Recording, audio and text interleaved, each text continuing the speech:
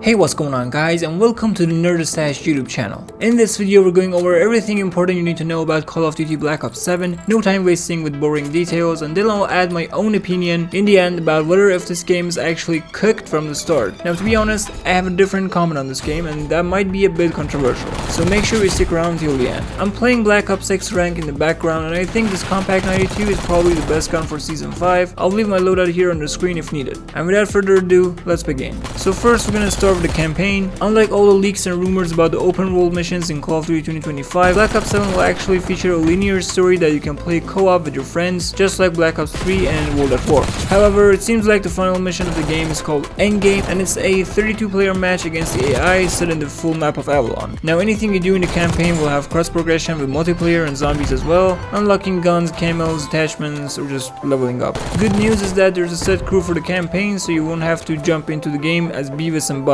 taking on Raul Menendez. I swear if that happens, I wouldn't be playing Black Ops 7. Your team is David Mason, Mark Harper, and Eric Samuels, all returning from Black Ops 2, and there is a new operator joining them called Leilani Tupula. It is heavily assumed that each player can pick only one of these characters, like how we used to play like OG zombies, but it's not confirmed. That said, it's time for the multiplayer. The multiplayer mode will have 16 6v6 maps at launch, which is just new after years. In the past years, almost half the launched multiplayer maps in Call of Duty games were a small gunfight or 2v2 maps, so kudos. Speaking of maps, Avalon also serves as a big map for a mode called Skirmish, putting 20 players against 20 others in a large-scale combat. Movement wise, there will be no tag sprint, no doors, and you can jump off the wall, a nerf version of the Black Ops 3 and 4's wall running. As for the guns, there will be 30 at launch, with many returning from Black Ops 2 like the Peacekeeper and the DSR sniper rifle, but half the guns will be new, so it's a positive in my book. And lastly, there's a new feature called overclocking, where you can unlock 1 or 2 secret abilities for your equipment, like the grenade will become more powerful or the UAV lasts longer. There's also the weapon prestige system, up to 3 levels, that unlocks secret attachments for your guns.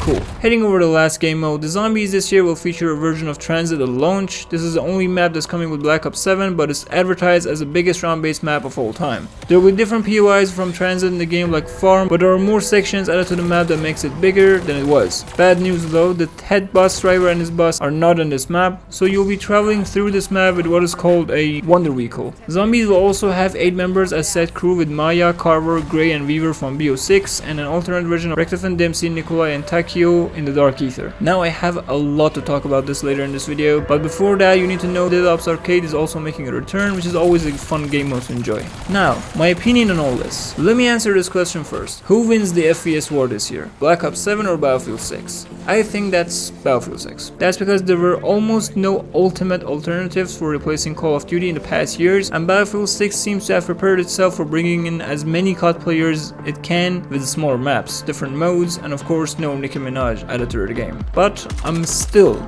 looking forward to play Black Ops 7. Campaign sounds cool to me. I might finish it only once to know the story that's following BO2. I played that game when I was a kid, so David Mason is a good reason for me to just enjoy BO7. As for the multiplayer, it kinda depends on what will happen after launch. So far the prestige system, new maps, and features like overclocking sounds nice to me, but I need to see those things after launch to see if it makes me stay on the game for another year. But zombies, oh, this is the important part. What I think about zombies is so different. First of all, I hate zombies story taking place in parallel with the campaign. No campaign characters are zombies. Please, no price shooting zombies, so no, just no. That's how you stop the innovation, so we get facility maps over and over again with Liberty Falls looking like a multiplayer map, and go play Rewind that's just Liberty Falls. The map is actually set in Liberty Falls. So if you're going to the Dark Ether, another world in Black Ops 7 zombies, I'm all in for it. Transit, don't mind if I do, I love the sound of that. And the OG crew, I'm not straight up hating this game over it. Honest opinion here,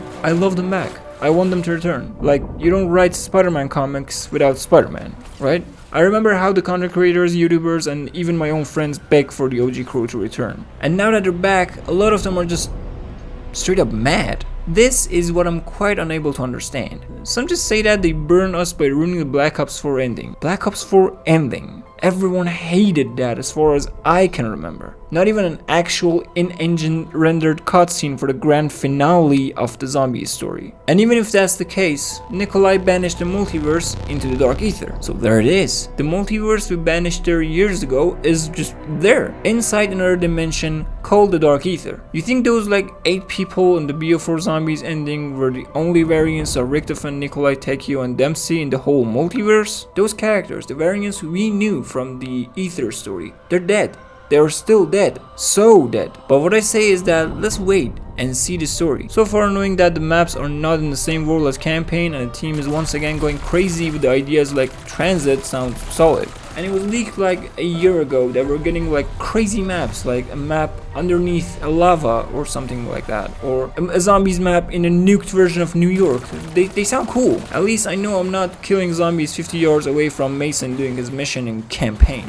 So doesn't make sense. However, the one thing that I don't like in Black Ops 7 Zombies is the Warzone armor plate system. If the game's going to play exactly like Black Ops 6 Zombies, then I'm just a bit disappointed. Classic Zombies had nothing wrong to get scrapped, and I don't get it why they just change up the gameplay so much in Modern Zombies. But is it just me, or do you agree with my opinion here? Let me know your thoughts on Black Ops 7 in the comment section down below. If you enjoyed this video, smash that like button and subscribe for more gaming content here on the Nerd Stash YouTube channel, and I'll see you guys in the next one.